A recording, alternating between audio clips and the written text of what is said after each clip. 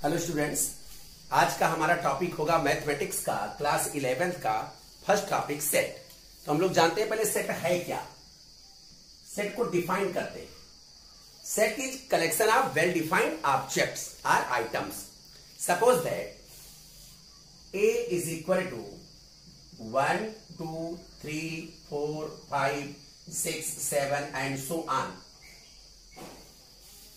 तो ये एक सेट है किसका? नेचुरल नंबर का सेट है। ए क्या है? A is set of natural number. Okay, एक और देख लेता हूं। Suppose that B is equal to A E I O U. तो बी कैसा सेट है? बी इंग्लिश अल्फाबेट के वॉवेल्स का सेट है। A E I O U English alphabets के वॉवेल्स हैं। इसी तरह हम लोग देख लेते हैं। C is equal to Sunday, Monday, Tuesday, Wednesday, Thursday, Friday and Saturday. बीच में आप लोग इसको समझ लेना। ट्यूसडे के बाद क्या है? Wednesday, Thursday and Friday. तो ये क्या है? ये सेट है डेज के। मींस वीक के कितने डेज होते हैं उन डेज का ये सेट है। D January, February, March, April, May, June, July, August, September, October, November and December. ये क्या है?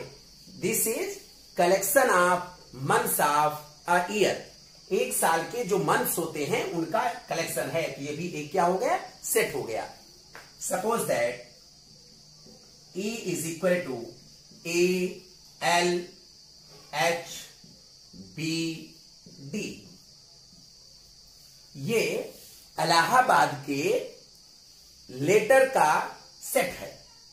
मींस इलाहाबाद का जो इलाहाबाद में जितने भी लेटर्स आएंगे वो A L H B D होंगे। इसके अलावा और कोई नहीं हो सकता।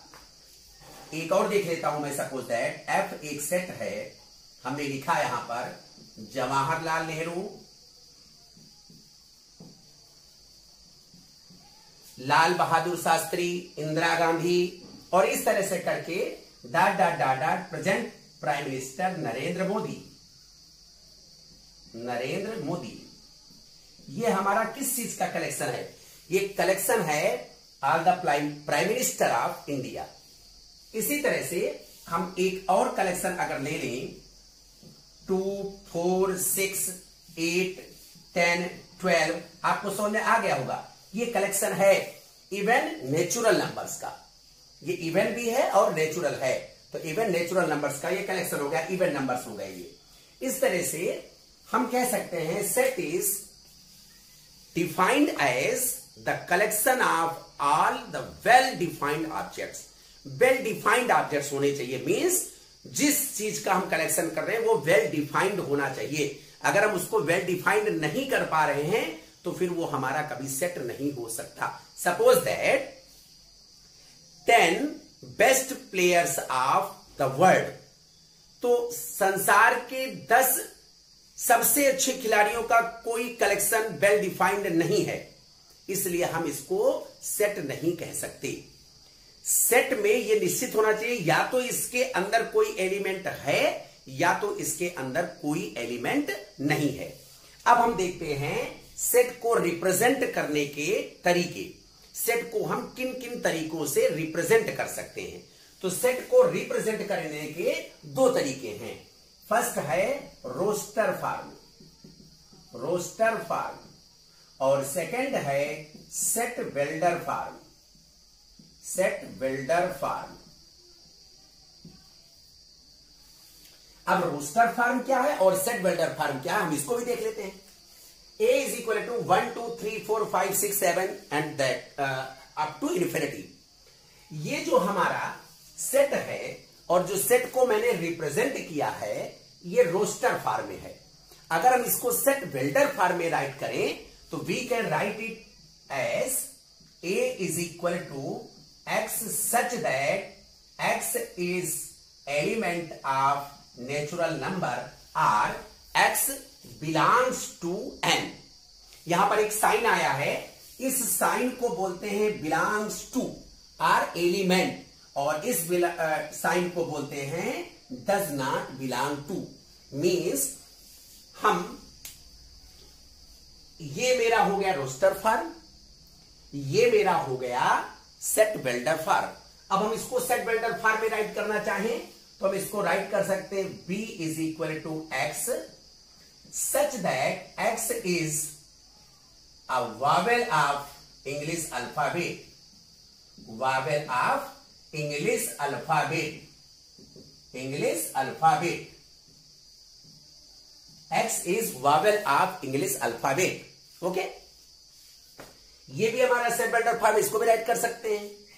कैसे राइट करेंगे? ये मेरा रोस्टर फॉर्म में है, अगर हम इसको सेट वेल्डर फॉर्म में राइट करें तो we can write it x is x such that x is a day of week,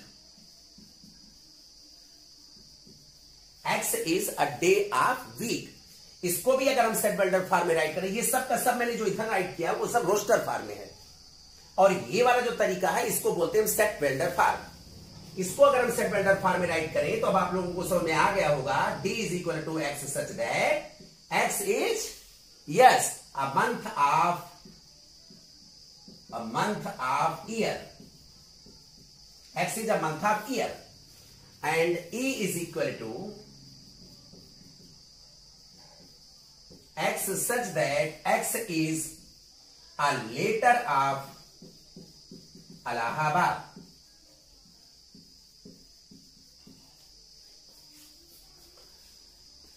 अगर हम इसको सेट वेल्डर फॉर्म में राइट करेंगे तो f is equal to x such that x is a prime minister of India. g को अगर हम write करें तो हम राइट करेंगे सेट वेल्डर फॉर्म में x, g is equal to x such that x is an even natural number. Okay, तो ये हो गया हमारा सेट को रिप्रेजेंट करने का तरीका। तो हमने बताया सेट को हम दो तरह से रिप्रेजेंट कर सकते हैं, एक बोलते हैं रोस्टर फार्म, एक को बोलते हैं सेट वेल्डर फार्म। इधर वाला सब का सब हमारा रोस्टर फार्म में है और ये वाला हमारा सेट वेल्डर फार्म में है। अब हम लोग देख लेते हैं टाइप्स ऑफ सेट, सेट कितने टाइप्स के होते हैं। Let us see types of sets, types of set. इसमें फर्स्ट टाइप हम देखते हैं, इसको बोलते हैं नल सेट, और इसको हम एम्प्टी सेट या वाइड सेट भी बोलते हैं, एम्प्टी सेट। तो आपको वर्ड से ही समझ में आ रहा है, the set in which there is no element, means ऐसा सेट जिसमें कोई एलिमेंट ना हो, हम उसको बोलते हैं नल सेट और empty set, and it is denoted by 5, it is denoted by 5, means हम नल सेट को 5 से डिनोट करते हैं। अब हम एग्जांपल ले लेते हैं, suppose that x is equal to x such that x square minus 2 is equal to 0, where x is a rational number, x is a rational number.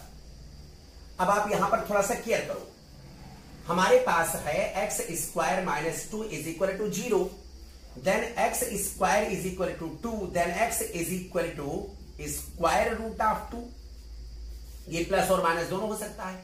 और आपको पता है कि square root of 2 is irrational number, therefore a के पास कोई भी elements नहीं होगा, क्योंकि x रेशनल नंबर हो ही नहीं सकता इस कंडीशन के लिए। Therefore a is equal to 5, because x is an irrational number.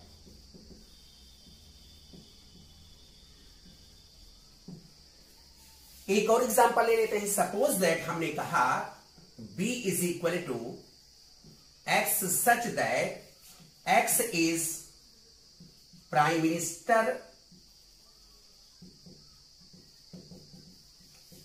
of India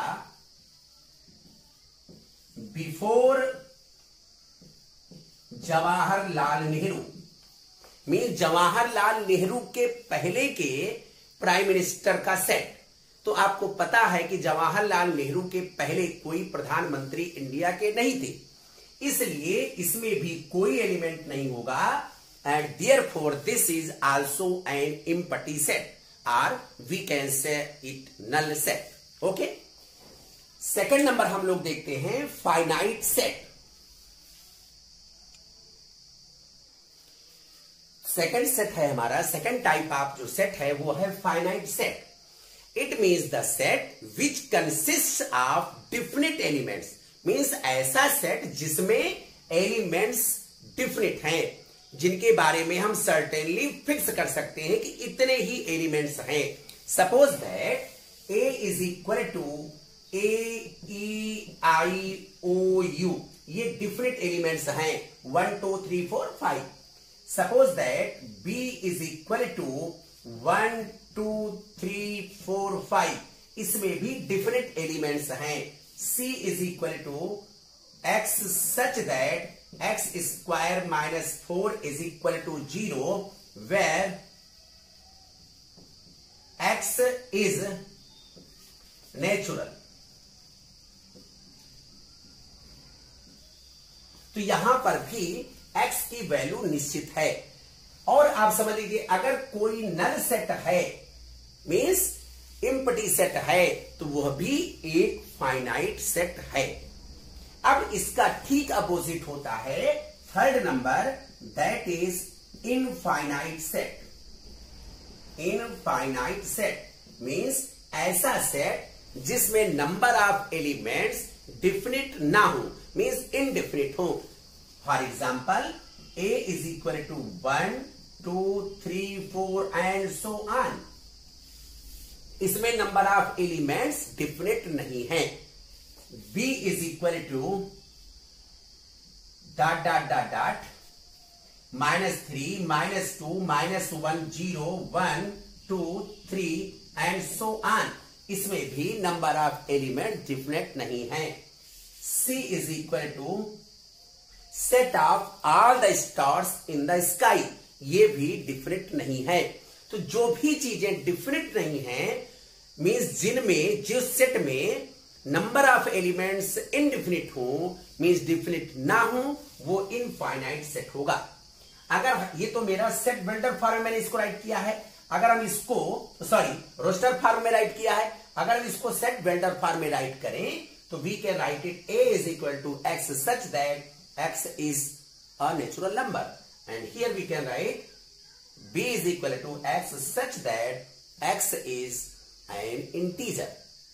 तो ये सब के सब, या C is equal to set of even numbers, इस तरह से, या D is equal to set of odd integers, set of even integers, इस तरह से जितने भी होंगे इस टाइप वाले, मीन्स जिनमें हम नंबर ऑफ एलिमेंट्स काउंट ना कर सके, उसको हम बोलेंगे इनफाइनाइट सेट। अब एक और बचा हुआ है, उसको हम फोर्थ नंबर पर राइट करते हैं, that is equal set. Equal set, equal set से ही पता चला, इक्वल मीन्स जो समान हो, means A and B are equal set if all the elements of A is also element of B and all the elements of B is also elements of A. Means अगर A और B में A के सारे अवयव B में हैं और B के सारे अवयव मीन्स एलिमेंट A में हैं, तो हम उसको कहेंगे कि A is equal to B। For example A is equal to A B C D and B is equal to C B D A। अब अगर आप देखें तो A में A B C D है और B में भी A B C D है, मीन्स इसके सभी एलिमेंट इसमें हैं और इसके सभी एलिमेंट इसमें हैं, therefore these two sets are equal set. Okay, अब हम लोग आते हैं सबसेट पर। सबसेट,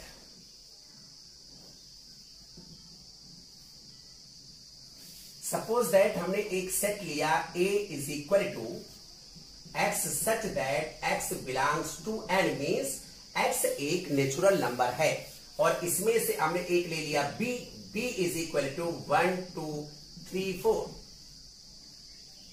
और c इज इक्वल टू 2 3 4 5 और d इज इक्वल टू 4 5 6 7 8। इस तरह से मैंने ले लिया। तो आप अगर ध्यान से देखोगे तो B के सारे एलिमेंट A में है, मींस A से ही B लिया गया है, A से ही C भी लिया गया है क्योंकि 2 3 4 5 ये भी नेचुरल नंबर है। इसमें ये इनफाइनाइट सेट है और ये सभी के सभी फाइनाइट सेट है। C भी नेचुरल नंबर है, D भी नेचुरल नंबर है, मींस A से ही B C और D लिए गए हैं। इट मींस B भी A का सबसेट है, C भी A का सबसेट है, D भी A का सबसेट है। ये बात आपको समझ में आ गई होगी। और A खुद का भी सबसेट है, means every set is subset of itself. Okay, तो जब किसी सेट से के एलिमेंट से ही नए सेट बनते हैं तो सभी के सभी नए सेट पहले वाले सेट के सबसेट होते हैं। ओके, अब हम लोग सबसेट के लिए एक सबसेट कैसे फाइंड आउट करते हैं उसको देखते हैं। सपोज दैट मैंने एक सेट लिया A इज इक्वल टू 1 2 3। तो अगर इसके हमें सबसेट फाइंड आउट करने mean subset of A is equal to subset of A। आप लोग को एक चीज जान लेनी चाहिए कि फाई हर सेट का एक सबसेट होता है। फिर से एक बार सुन लीजिए, phi is subset of all the set, phi is subset of all the sets, therefore phi तो सबसेट होगा ही होगा। फिर जितने भी एलिमेंट्स हैं इनको अलग अलग करके भी हम सबसेट बना सकते हैं। 1 एक ये भी सेट हो गया, 2 ये भी सेट हो गया, 3 ये भी एक सेट हो गया। तो इन सभी को हम A का सबसेट बोलेंगे। 1 2 2 3 1 3 एंड 1 2 3 ये सभी के सभी A के सबसेट हैं। अगर हम फाइंड आउट करना चाहें किसी सेट के कुल कितने सबसेट होंगे, means if we have to find out number of subset, then we have a formula that is number of subset is equal to 2 to the power n. Number of subset is equal to 2 to the power n, where n is number of elements. Means अगर यहां पर देखें तो number of elements 1 2 3 elements इस set में हैं, तो number of subset क्या होंगे? 2 to the power 3, 2 to the power 3 means 8। तो इस सेट के 8 सबसेट हैं। देख लीजिए कैसे, 1 2 3 4 5 6 7 8। तो if we have to find out number of subset, then we have to use this formula, that is 2 to the power n. And we should also know this thing that phi is subset of all the sets. Okay? तो ये हो गया हमारा subset. अब हम आते हैं power set पर। पावर सेट क्या होता है? Set of subset of given set. फिर से एक बार सुनिए, set of subset of given set. किसी भी सेट के सबसेट का जो सेट होता है उसे हम पावर सेट कहते हैं। जैसे एक सेट हमारे पास है 1 2 3 और इसके सबसेट हो गए ये वाले, तो अगर हम power set of A find out करें means P A, power set को इस तरह से डिनोट करेंगे, power set of A this is equal to phi 1 2 3 1 2 2 3 1 3 1 2 3। ये हो गया मेरा पावर सेट। फिर समझ लीजिए, फाई हर सेट का एक सबसेट होता है और हर सेट खुद का एक सबसेट होता है। जैसे 1 2 3 खुद ए का एक सबसेट है। तो इस तरह से हमने देखा सबसेट क्या है और पावर सेट क्या है। अब हम लोग कुछ और आगे बढ़ते हैं। यहां पर अगर हम इस सेट को बी ले लें, इस सेट को सी ले लें, इसको डी ले लें, इसको ई एफ जी एच ले लें, हम यहां पर कह सकते हैं बी इज सबसेट ऑफ ए या E is subset of A. और इसको राइट कैसे करेंगे? राइट करने का तरीका होता है बी इज सबसेट ऑफ ए, ये साइन यूज करते हैं, बी इज सबसेट ऑफ ए। अगर मान लीजिए मैंने कोई सेट यहां पर ले लिया आई इज इक्वल टू 4 5, तो 4 5 इसमें नहीं है, मीन्स 4 5 जो सेट है वो ए सेट के एलिमेंट से नहीं बना हुआ है। Therefore, we can write here I is not subset of A. इस साइन को कैसे रीड करते हैं ये हम लोग समझ सकते हैं। एक साइन हमने इसके पहले बताया था, this sign means belongs to and this sign means not belongs to. Suppose that अगर हम यहां पे राइट करें 2 बिलोंग्स टू ए, लेकिन अगर हम कहें 4 does not belong to A, क्योंकि 4 ए का एलिमेंट नहीं है, तो 4 is not element of A और 4 डज नॉट बिलोंग टू ए।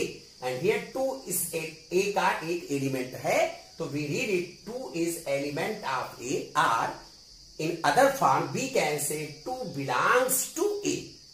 तो ये सारे के सारे साइन हिंदी मीडियम वालों को भी इंग्लिश में ही पढ़ना होगा। ओके बेटा, चलिए अब हम लोग देखते हैं कि 2 सेट्स के सब्ट्रैक्शन कैसे करते हैं, इसको देखते हैं।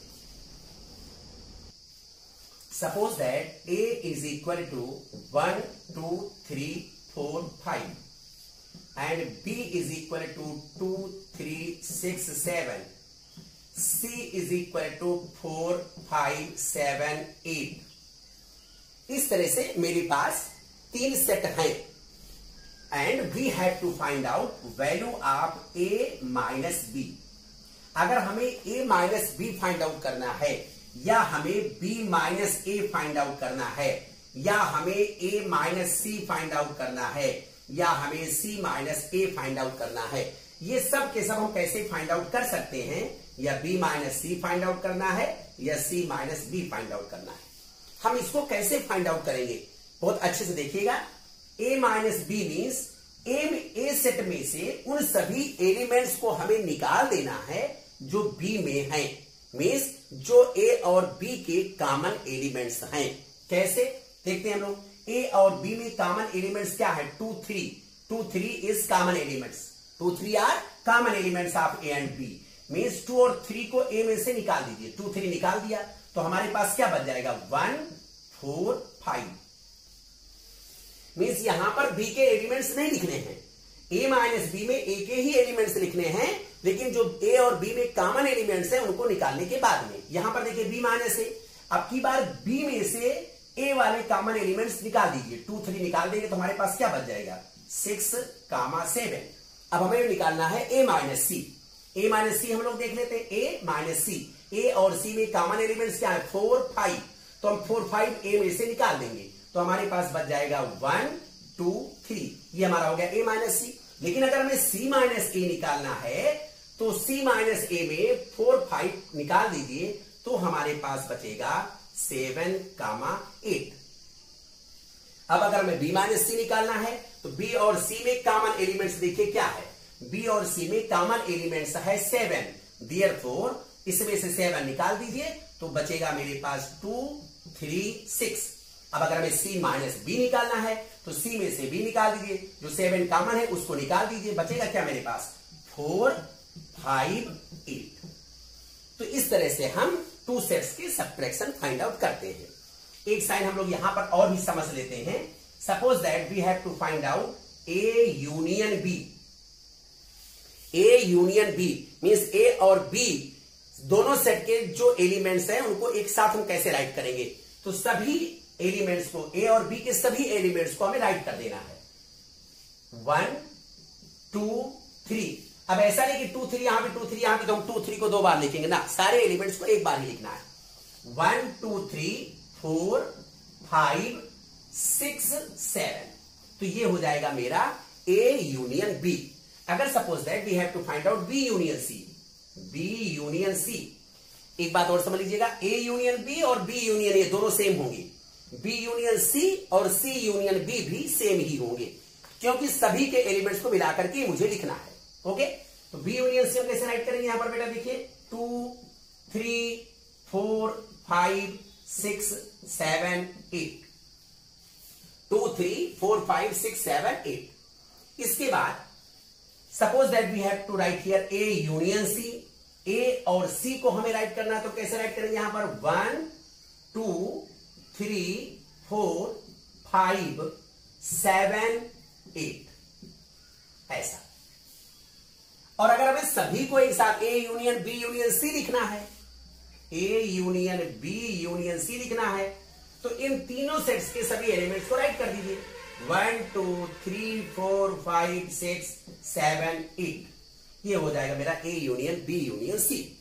अब हम लोग एक चीज और समझते हैं यहां पर, इंटरसेक्शन।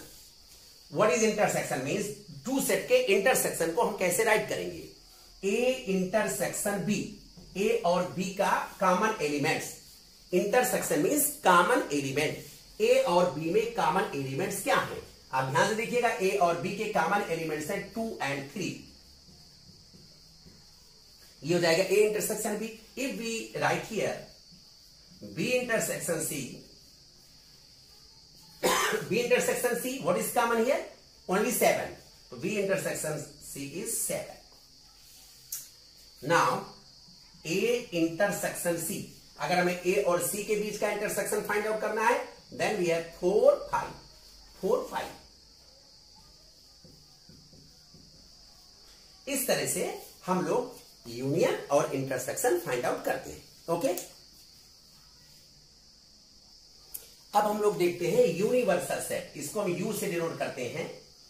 यूनिवर्सल सेट मींस जैसे 1 2 3 4 5 6 7 8 9 10, ये मेरा एक यूनिवर्सल सेट है।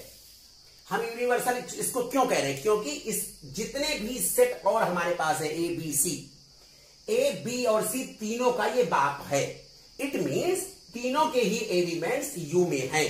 Therefore, U is universal set of A, B and C. A, B और C का ये यूनिवर्सल सेट हो गया। तो यूनिवर्सल सेट जैसे नंबर ऑफ नेचुरल नंबर्स, और उसमें से हम number of prime natural number, set of prime natural numbers. फिर से सुनिए एक बार, हमने एक सेट ले लिया, suppose that that set is E is equal to X such that X is a natural number, तो ये हमारा यूनिवर्सल सेट हो गया। यदि A हमने सपोज किया A is equal to X such that X is a prime natural number, prime natural number, और B is equal to X such that X is an even natural number. तो therefore A और B के लिए U जो है एक universal set होगा। समझ आ गई बात, मींस A और B जिसके भी सबसेट होंगे, जिसके भी सबसेट होंगे, वो सेट A और B का यूनिवर्सल सेट होगा, और यूनिवर्सल सेट को हम U से डिनोट करते हैं। चलिए यहां पर देखते हैं, हमने एक यूनिवर्सल सेट लिया, U is equal to 1 2 3 4 5 6 7 8 9 10, A is equal to this, B is equal to this and C is equal to this. Now we have to find out A dash, B dash and C dash. A dash, B dash and C dash. U dash means U minus A, means universal set से set A को minus कर दीजिए। U minus A means 1 2 3 4 5 इसमें से minus कर दीजिए, then we have 6 7 8 9 10, ये मेरा हो जाएगा A dash। अगर हम B dash की बात करें, that is U minus B, means 2 3 6 7 minus करना है, 2 3 6 7 माइनस करिए, बचेगा क्या, 1 4 5 8 9 10। अगर हम C डैश की बात करें तो U minus C, C dash means U minus C, और u माइनस सी मीन्स सी के जितने भी एलिमेंट्स हैं उसको u से माइनस कर दीजिए। 4 5 7 8 4 5 7 8 इसको माइनस कीजिए। Then we have 1 2 3 6 9 10। तो इस तरह से हम a डैश b डैश और c डैश फाइंड आउट कर सकते हैं। ओके, हम लोग जल्दी से समझ लेते हैं कुछ साइन, और उन साइन को हम पढ़ते कैसे हैं। जैसे n means set of natural number, r means set of real number. Means अगर हम राइट करें कि x belongs to n, it means हम क्या समझेंगे कि x is a natural number. अगर हम कहें x belongs to r, it means x is a real number. x belongs to q, it means x is a rational number. x belongs to z means x is an integer. Okay, write करते हैं। Intervals as subset of r, मैंने r से, r क्या है, r is set of real number. तो हमने real number से कोई एक सेट लिया। सपोज दैट हमने लिया a is equal to x such that x is less than, greater than a and less than b, where a and b belong to r। हमने एक सेट लिया x, a is equal to x such that x is greater than a and less than b, where a and b belongs to r, means a और b कोई real number हैं। तो अगर हम इसको लिखेंगे इंटरवल की भाषा में तो हम राइट कर सकते हैं a इज इक्वल टू, अगर इसको हम, अब यहां पर देखिए x की वैल्यू क्या है, a से ग्रेटर है, मीन्स a नहीं है, a से बड़ी है और b से छोटी है। तो हम इसको लिखेंगे ओपन इंटरवल में a कामा b। इसको हम ओपन इंटरवल में लिखेंगे क्योंकि a में a और b नहीं होगा। मीन्स जो x की वैल्यू होगी वो a से बड़ी होगी, b से छोटी होगी, मीन्स a और b नहीं होगा। लेकिन अगर हम एक सेट सपोज करें b is equal to x such that x is greater or equal to a and less or equal to b, where a and b belong to r। इसका मतलब हुआ कि x की वैल्यू a से बड़ी हो सकती है, a भी हो सकती है।